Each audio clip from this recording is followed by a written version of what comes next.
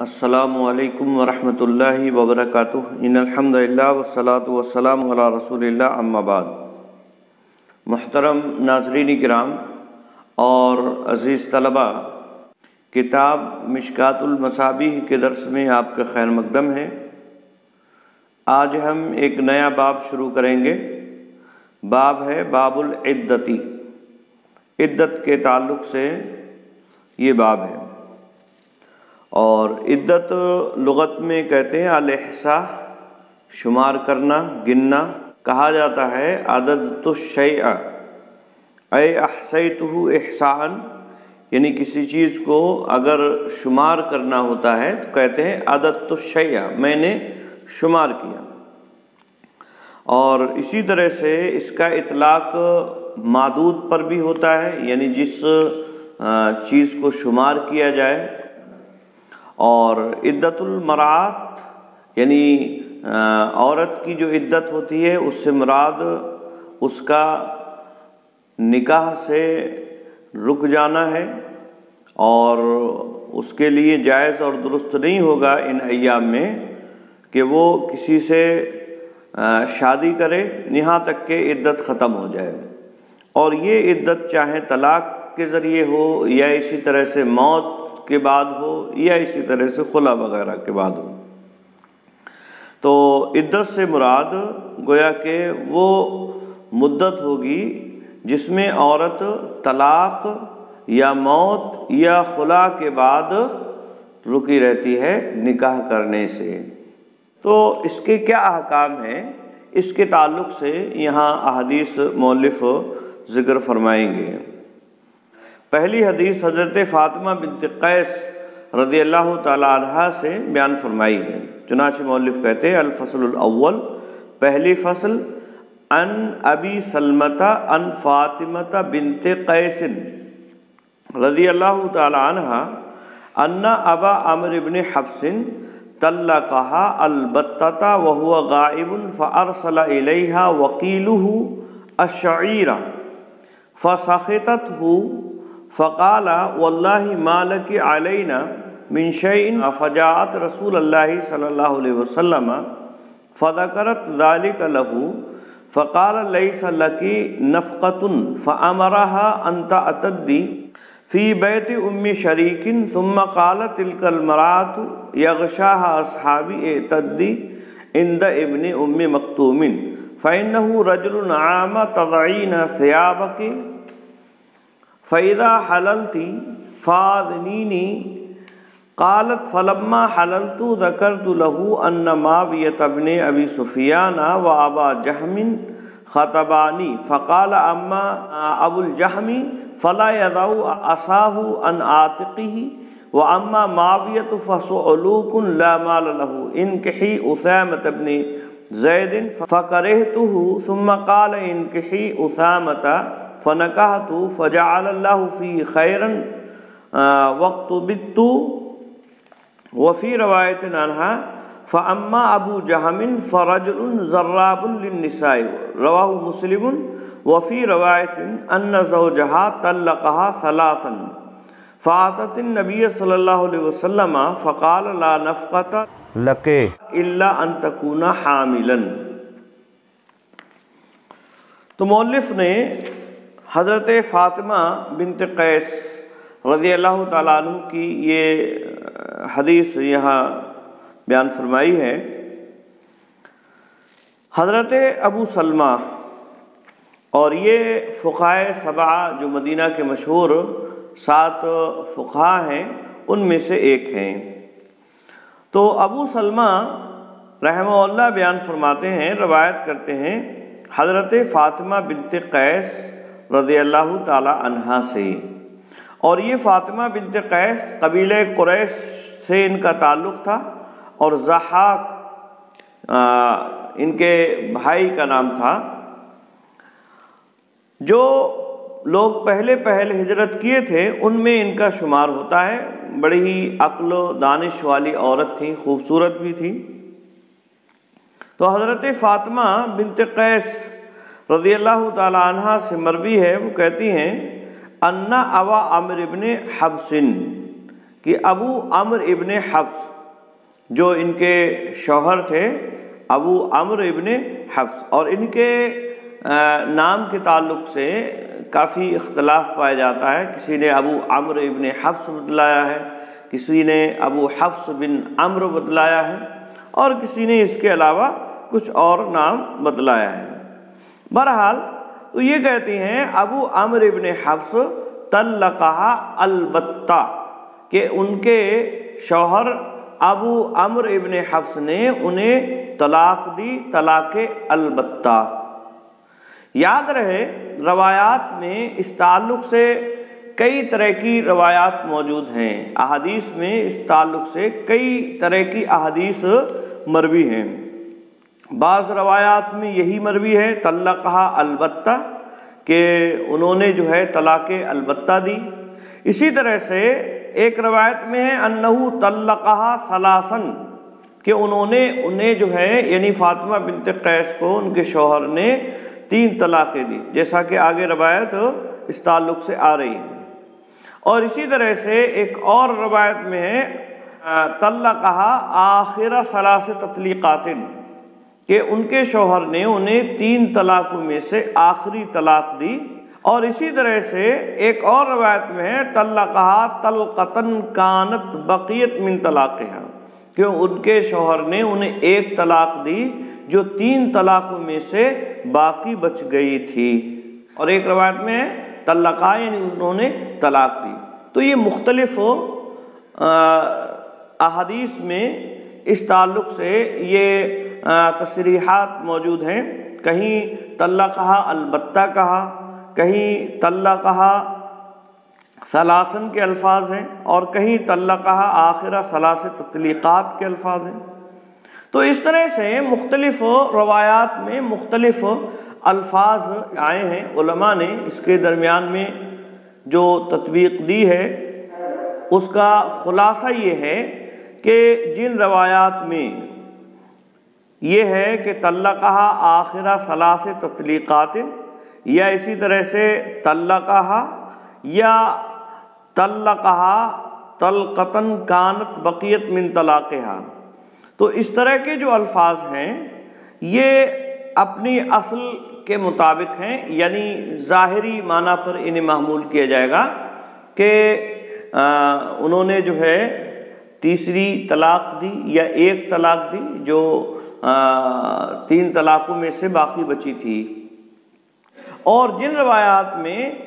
طلقہا البتہ کے الفاظ ہیں اس سے مراد یہ ہے یعنی وہ طلاق دی جس سے وہ جدا ہو گئیں، یعنی جدا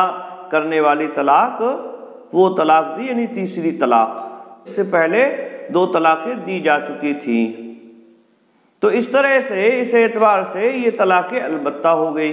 اور جن لوگوں نے طلقہا ثلاثاً کہا ہے اس سے معنی اور مفہوم یہ ہے یعنی 3 طلاق ہو چکی تھیں، یعنی یہ آخری طلاق تھی جو آخر میں دی جا رہی ہے۔ تو صحیح اور درست معنی اس میں یہی ہے، یعنی اس سے پہلے 2 طلاق انہوں نے دی تھیں اور یہ 3 طلاق تھی جو ان کی طلاقوں میں سے باقی بچی ہوئی تھی، جیسا کہ روایات میں اس بات کی وضاحت موجود ہے۔ تو کہتے ہیں کہ ابو عمر ابن حفص نے انہیں طلاق البتہ دی، یعنی وہ طلاق جس سے جدائیگی جو ہے واجب ہو جاتی، یعنی ایسی طلاق جو رشتہ ازدواج کو ختم کرنے والی ہے اور توڑنے والی، اور اسی لیے اسے طلاق البتہ کہا جاتا ہے۔ وَهُوَ غائب، اور اس حال میں کہ وہ غائب تھے، یعنی گھر پر موجود تھے نہیں، یعنی وہاں موجود نہیں تھے، کہیں سفر وغیرہ میں گئے ہوں گے۔ تو یہ حدیث کا ٹکڑا اس بات کی بھی دلیل ہے کہ اگر شوہر موجود نہیں ہے، وہ طلاق اگر دے دیتا ہے تو یہ طلاق مانی جائے گی۔ فَأَرْسَلَ إِلَيْهَا وَكِيلُهُ الشَّعِيرَ، فَأَرْسَلَ إِلَيْهَا، پس بھیجا ان کی جانب، ارسل یرسل، ارسال کا مطلب بھیجنا ہوتا ہے، اور الیہا میں جو ضمیر ہے یعنی فاطمہ بنت قیس، تو فاطمہ بنت قیس کی جانب بھیجا، وکیلہ ان کے وکیل نے، یعنی ابو عمرو ابن حفص کے وکیل نے، کیونکہ یہ گھر پر نہیں تھے، موجود نہیں ہیں اور طلاق انہوں نے دے دی ہے، تو اب ان کے وکیل نے، اب وہ وکیل کون ہے؟ ہو سکتا ہے ان کا کوئی گھر کا آدمی رہا ہو یا کوئی بھی رہا ہو، تو ان کے وکیل نے بھیجا ان کی جانب، یعنی فاطمہ بنت قیس کی جانب الشعیرہ، جو، یعنی جو بھیجا کہ ٹھیک ہے آپ جو ہے اپنے کھانے پینے کا انتظام کر لیجئے۔ فسخطت ہو، پس وہ ناراض ہو گئیں۔ سخطت باب سمیع سے آئے گا، فسخطت ہو، بس وہ اس سے ناراض ہو گئے، یعنی وکیل سے ناراض ہو گئے۔ یا اسی طرح سے یہ بھی معنی کیا گیا ہے، یعنی جو بھیجا گیا تھا تھوڑا سا معمولی سا، تو اس سے ناراض ہوئی کہ یہ جو یہ ہمارے کھانے کے کام آئے گا اور کوئی اچھی چیز ہونا چاہیے۔ فقالا، تو وکیل نے کہا، واللہ ما لک علینا من شیء، اللہ کی قسم ہمارے اوپر تمہارے لیے کچھ بھی نہیں ہے، یعنی یہ جو ہم دے رہے ہیں یہ ایک طرح سے ہمدردی کے طور پر تمہیں دیا جا رہا ہے، باقی ہمارے اوپر تمہارا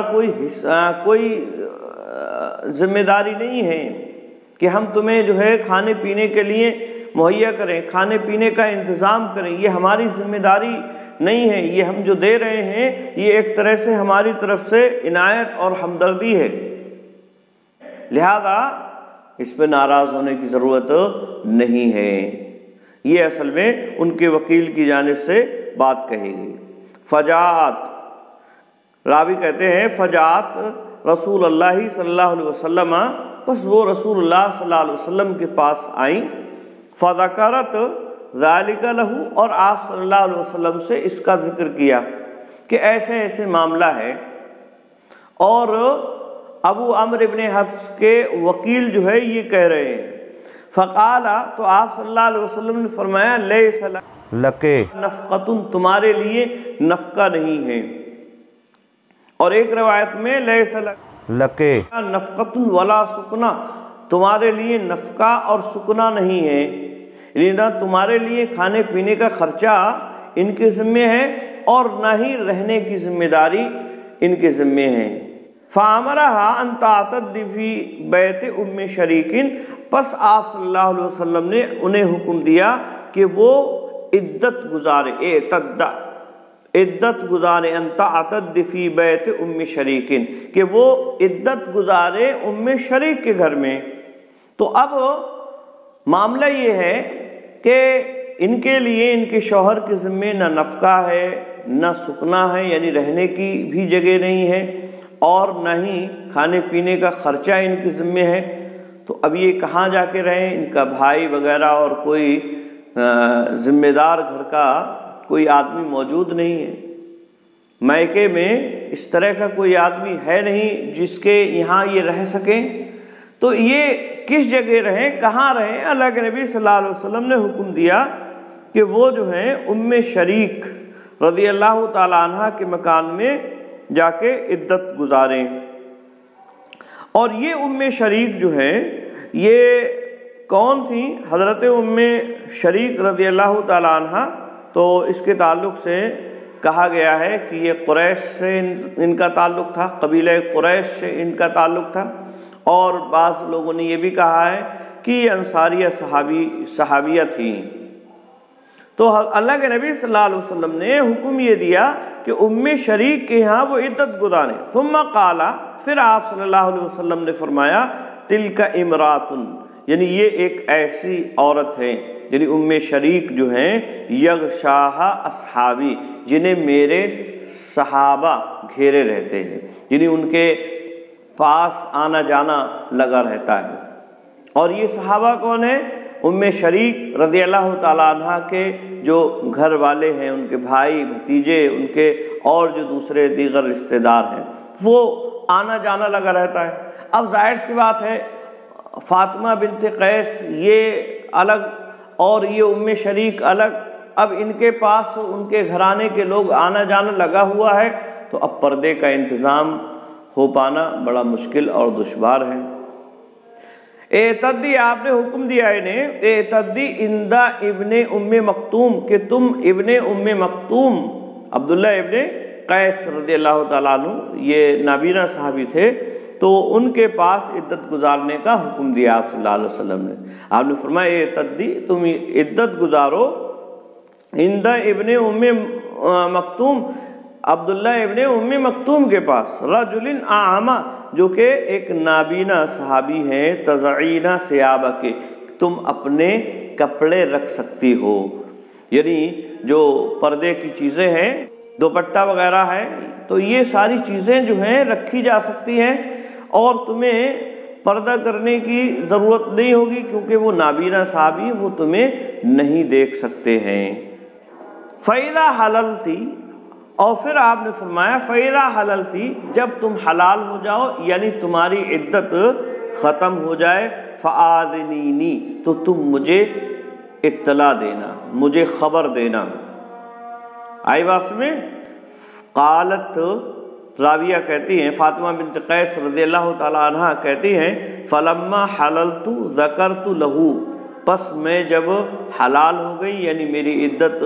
ختم ہو گئی، ذکرت لہو، تو میں نے آپ صلی اللہ علیہ وسلم سے ذکر کیا۔ کیا ذکر کیا؟ ان معاویۃ بن ابی سفیان و ابا جہم خطبانی، کہ معاویہ بن ابی سفیان اور ابو جہم نے مجھے نکاح کا پیغام بھیجا ہے۔ خطبانی، دونوں نے نکاح کا پیغام بھیجا ہے، یعنی عدت ختم ہونے کے بعد یہ دو لوگوں نے انہیں نکاح کا پیغام بھیجا۔ فقال، تو آپ صلی اللہ علیہ وسلم نے فرمایا، اما ابو الجہمی، جہاں تک بات ابو جہم کی ہے، فلا یضع عصاہ عن عاتقہ، وہ اپنے ڈنڈے کو اپنے کندھے سے نہیں اتارتے۔ اور یہ کیا معنی ہوگا اس جملے کا؟ اس کے معنی کے تعلق سے دو باتیں کہی گئی ہیں۔ ایک تو یہ کہ وہ اپنے ڈنڈے کو نہیں رکھتے ہیں، یعنی ہمیشہ سفر میں رہتے ہیں،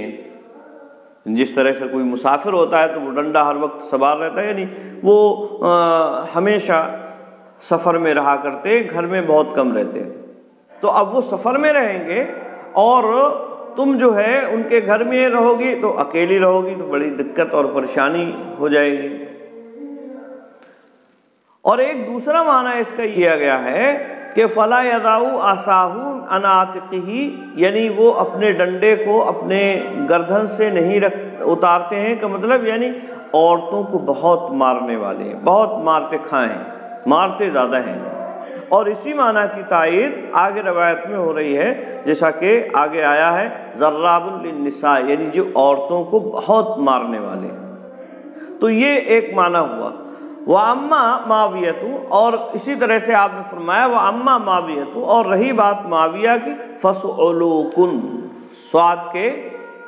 ضمہ کے ساتھ فَسُعُلُوكُن، تو وہ مفلس ہیں، قلاش ہیں، ان کے پاس مال نہیں، لا مال لہ، ان کے پاس مال نہیں۔ اور یہ معاویہ بن ابی سفیان رضی اللہ تعالیٰ عنہ، ان کے پاس مال اور دولت نہیں ہے۔ اس کی ایک وجہ تو یہ بتلائی گئی ہے کہ یہ اصل میں مسلمان ہو گئے اور ان کے والد بعد میں مسلمان ہوئے، تو والد تھے نہیں، اس وجہ سے مال اور دولت ان کے پاس نہیں تھا۔ تو یہ ایک وجہ بتلائی گئی ہے، لیکن یہ بات زیادہ صحیح اور درست نہیں لگتی ہے، کیونکہ حضرت معاویہ رضی اللہ تعالیٰ عنہ اور اسی طرح سے ان کے والد فتح مکہ کے موقع پر مسلمان ہوئے ہیں۔ تو یہ کہنا کہ ان کے والد مسلمان نہیں ہوئے تھے، یہ تھوڑا صحیح اور درست بات نہیں لگتی ہے۔ اس تعلق سے ایک بات یہ بھی کہی گئی ہے کہ اصل میں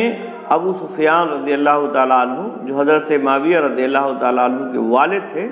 یہ بہت ہی کنجوس تھے، بخیل آدمی تھے، اور اپنی بیوی اور بچوں کے لیے اتنا پیسہ نہیں دیتے تھے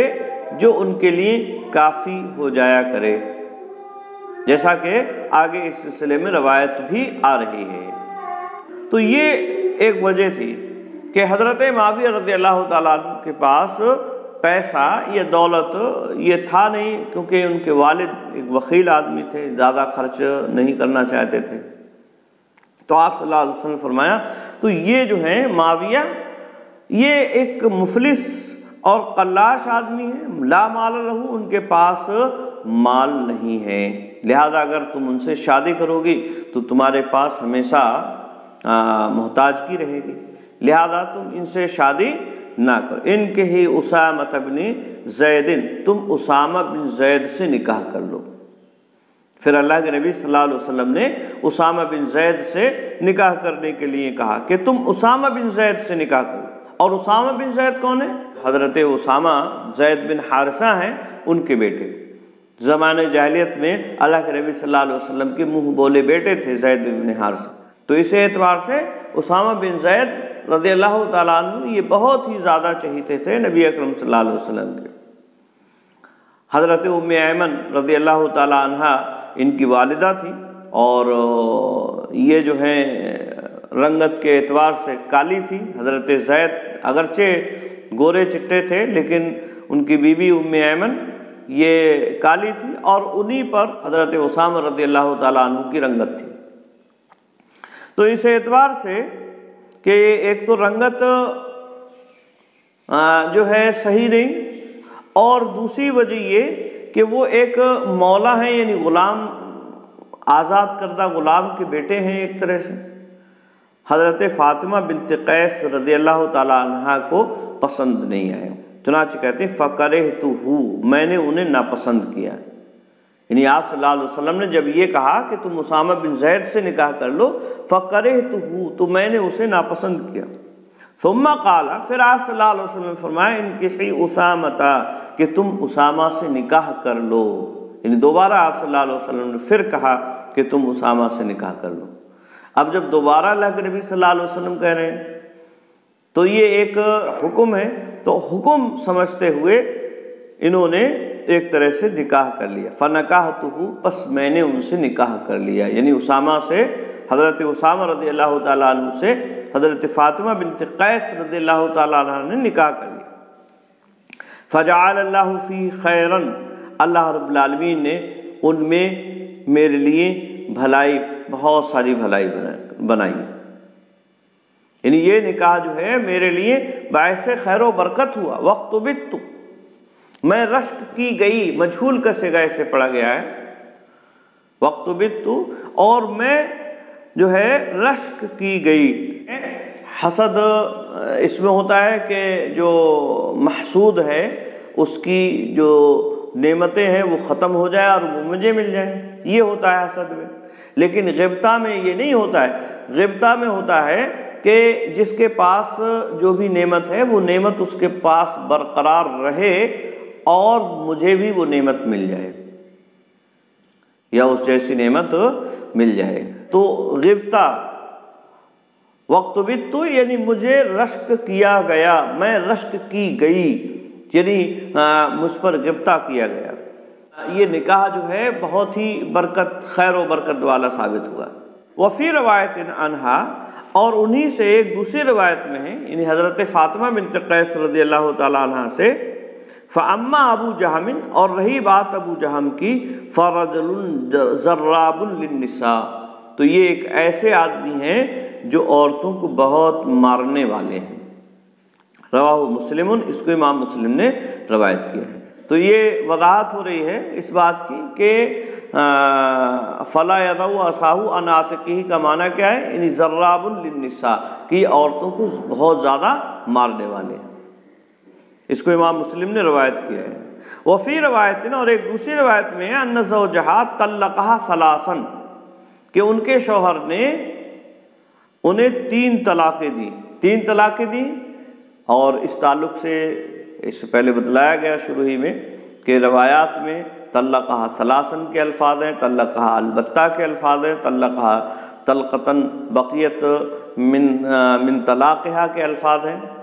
اور اسی طرح سے طلقہا آخر تطلیق ثلاث تطلیقات کے الفاظ ہیں، اور اسی طرح سے طلقہا کے بھی الفاظ ہیں، اور اس کی کیا تطبیق ہوگی وہ اس سے پہلے بتلائی گئی بات۔ فاتت النبی صلی اللہ علیہ وسلم، وہ نبی اکرم صلی اللہ علیہ وسلم کے پاس آئیں، فقالا، تو آپ نے فرمایا لا نفقتا، تمہارے لیے نفقہ نہیں ہے، الا ان تکونی حاملا، مگر یہ کہ تم حاملہ ہو، الا ان تکونی حاملا، مگر یہ کہ تم حاملہ ہو، یعنی اگر حاملہ ہو تو پھر ایسی صورت میں تمہیں نفقہ ملے گا، یعنی تمہارے کھانے خرچے کا انتظام کیا جائے گا۔ تو یہ حدیث، کئی مسائل اس حدیث سے معلوم ہو رہے ہیں، اور ان میں پہلی بات جو ثابت ہو رہی ہے وہ یہ کہ ایسی عورت جسے 3 طلاقیں دے دی گئی ہوں، ایسی عورت کے لیے نفقہ اور سکنا نہیں ہے، یعنی شوہر کے ذمے اس کے کھانے پینے کا انتظام نہیں ہے، وہ کھانے پینے کا انتظام شوہر نہیں کرے گا۔ اس تعلق سے یاد رہے، اگر طلاق رجعی ہے، یعنی 1 طلاق دی ہے شوہر نے، یا اسی طرح سے 2 طلاقیں دی ہیں، تو ایسی صورت میں ان 1 طلاق کی عدت ہو یا دوسری طلاق کی عدت ہو، اس دوران میں کھانے پینے کی جو ذمہ داری ہے وہ شوہر کے ذمہ رہے، شوہر کھانے پینے کا انتظام کرے گا، اور اسی طرح سے رہنے کی ذمہ داری بھی شوہر کے اوپر ہے، رہنے کا انتظام بھی شوہر کرے گا۔ اسی طرح سے اگر وہ حالت حمل میں ہے تو حالت حمل میں بھی کھانے پینے کی ذمہ داری شوہر کے ذمے ہے، اور یہ ایک ایسی بات ہے جس میں کسی کا کوئی اختلاف نہیں ہے۔ اب رہی بات وہ عورت مطلقہ جس کو 3 طلاقیں دے دی گئی ہیں، یعنی 1 طلاق ہو گئی، دوسری بھی ہو گئی، اب تیسری طلاق بھی دے دی گئی ہے، تو اب تیسری طلاق دینے کے بعد عدت کے جو ایام ہیں، ان ایام میں کھانے پینے کا خرچہ شوہر کے ذمے ہوگا یا نہیں ہوگا، تو اس تعلق سے علماء کے درمیان میں اختلاف ہے۔ یہ روایت اس بات کی دلیل ہے کہ کھانے پینے کا خرچہ یا اسی طرح سے رہنے سہنے کا خرچہ یہ شوہر کے ذمے نہیں ہے، اور یہ حدیث جو ہے اسی بات کی دلیل ہے۔ چنانچہ حضرت عبداللہ ابن عباس اور امام احمد بن حنبل اسی بات کے قائل ہیں۔ اس حدیث سے جو معنی اور مفہوم سامنے آ رہا ہے اسی کے موافق حضرت عبداللہ ابن عباس اور اسی طرح سے حضرت امام احمد بن حنبل کا یہی موقف ہے، اور اہل الحدیث علماء کا اس سلسلے میں یہی موقف ہے، جبکہ حضرت عمر رضی اللہ تعالیٰ عنہ اور اسی طرح سے امام حنیفہ کا اس سلسلے میں موقف یہ ہے کہ ایسی عورت کو عدت کے درمیان میں سکنا اور نفقہ، یعنی رہنے سہنے کا انتظام اور کھانے خرچے کا انتظام جو ہے یہ شوہر کے ذمے ہے، یعنی شوہر ہی اس کے رہنے کا بھی انتظام کرے گا اور اسی طرح سے اس کے کھانے خرچے کا انتظام بھی کرے گا۔ ان کی دلیل قرآن مجید میں اللہ رب العالمین نے بیان فرمایا، اسکنوہن من حیث سکنتم من وجدکم، اللہ رب العالمین نے سورہ طلاق آیت نمبر 6 کے اندر ارشاد فرمایا ہے کہ تم ان عورتوں کو جنہیں طلاق دے دی گئی ہے انہیں اپنے پاس رکھو، اپنی طاقت کے مطابق جو تمہارے پاس ہے رہنے سہنے کا انتظام تو وہیں تم انہیں رکھو۔ یہ رہنے کا حکم اللہ رب العالمین نے اس آیت کریمہ میں دیا ہے، یعنی سکونت انہیں دینا ہوگی، اور ظاہر سی بات ہے جب سکونت کی ذمہ داری ہے تو ایک طرح سے وہ محبوس ہیں، گھر میں روکی ہوئی ہیں وہاں، اور انہیں باہر نہیں نکلنا ہے، تو ایسی صورت میں کھانے خرچے کا بھی انتظام یہ شوہر کے ذمے رہے گا۔ اسی طرح سے حضرت عمر بن خطاب رضی اللہ تعالیٰ عنہ سے اس تعلق سے بھی ایک حدیث مروی ہے، اور انہوں نے بیان فرمایا کہ وہ کہتے ہیں لا ندعو کتاب ربنا لقول امرات،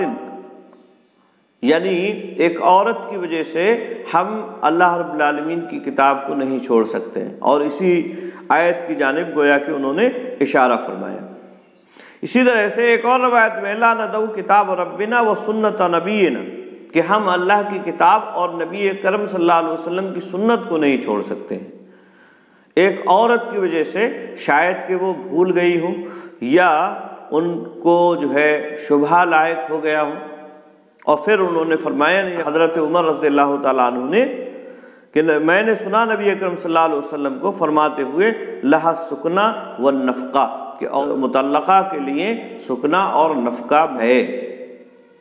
تو یہ حضرت عمر رضی اللہ تعالیٰ عنہ سے مروی ہے، لیکن یاد رہے یہ حدیث صحیح نہیں ہے۔ کئی ائمہ نے اس حدیث کو ضعیف قرار دیا ہے، چنانچہ امام احمد بن حنبل فرماتے ہیں لا یصح، ابو حاتم فرماتے ہیں لیس بمتصل، امام دارقطنی فرماتے ہیں لا یصح، ابن القیم فرماتے ہیں لم یصح عن عمر رضی اللہ تعالی عنہ،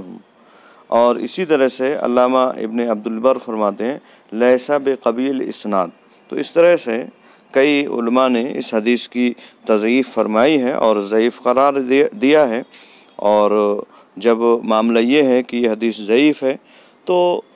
صحیح احادیث کا مقابلہ نہیں کر سکتی ہے۔ یہ حدیث اور اسی طرح سے قرآن کی جو آیت ہے سورہ طلاق کی آیت نمبر 6، یہ احناف کی دلیل ہے، جبکہ امام مالک اور امام شافعی کا اس سلسلے میں موقف یہ ہے کہ سکنا یعنی رہنے کا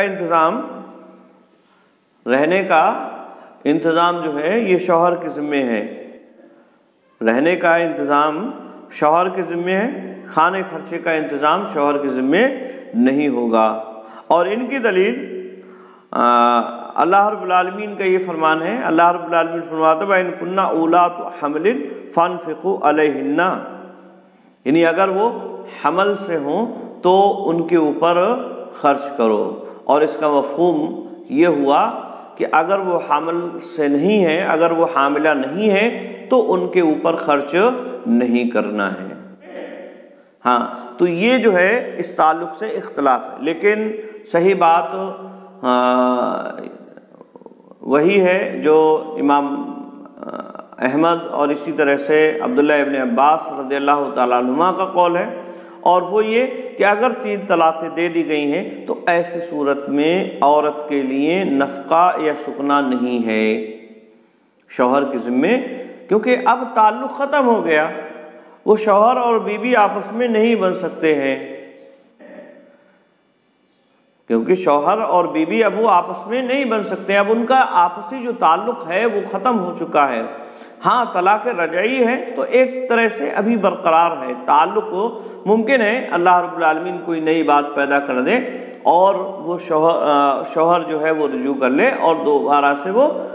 شوہر اور بیوی بن جائے۔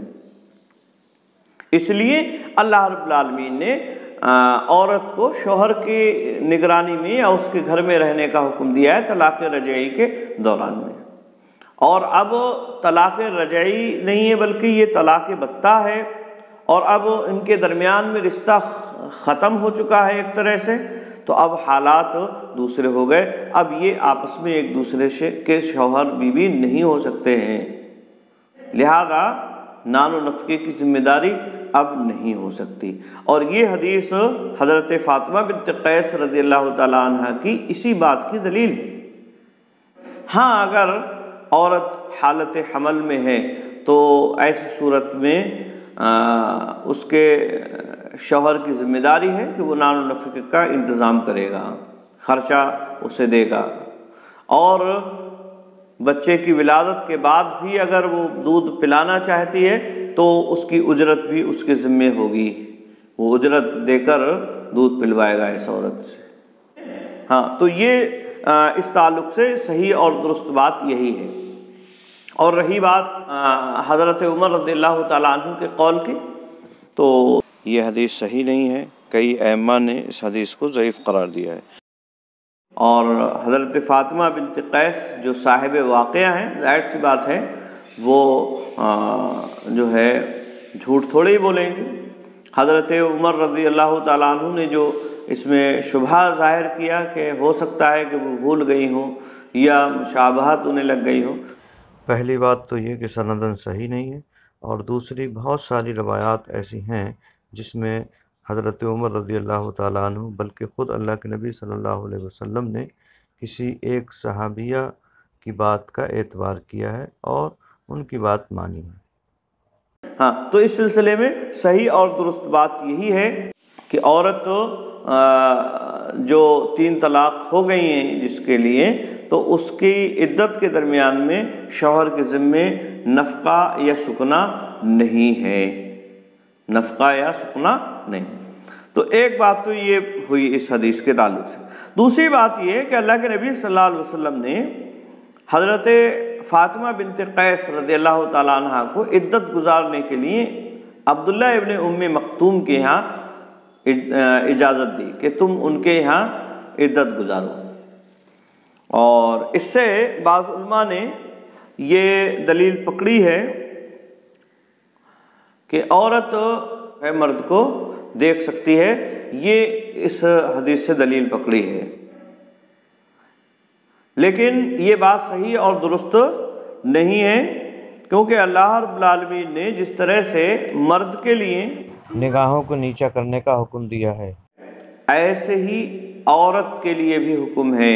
اور اس حدیث میں اس بات کی کوئی دلیل موجود نہیں ہے کہ اللہ کے نبی صلی اللہ علیہ وسلم نے انہیں دیکھنے کے لیے کہا ہو کہ تم دیکھ سکتی ہو۔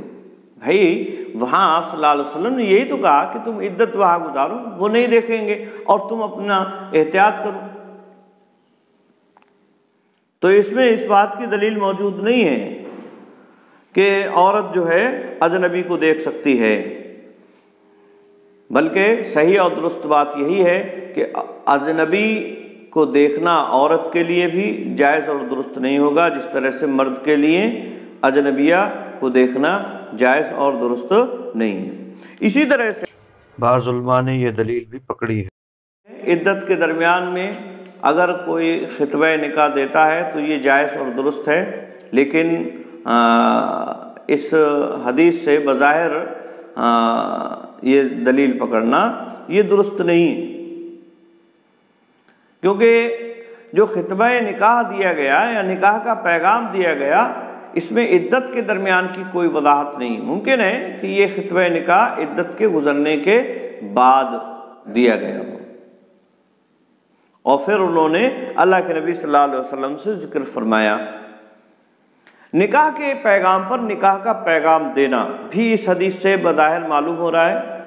یعنی ان کے پاس جو ہے 2 نکاح کے پیغام پہلے سے موجود تھے، اور پھر اللہ کے نبی صلی اللہ علیہ وسلم نے مزید حضرت اسامہ بن زید کے لیے نکاح کا پیغام دیا، اور اس سے پہلے ہم نے پڑھا ہے کہ نکاح کے پیغام پر نکاح کا پیغام دینا یہ درست نہیں ہے۔ تو یہ اس تعلق سے صحیح اور درست بات یہ ہے کہ اگر عورت کسی ایک کو پسند کر چکی ہو یا مرد عورت کو پسند کر چکا ہے اور یہ بات معلوم ہو گئی کہ ہاں ان کا رشتہ جو ہے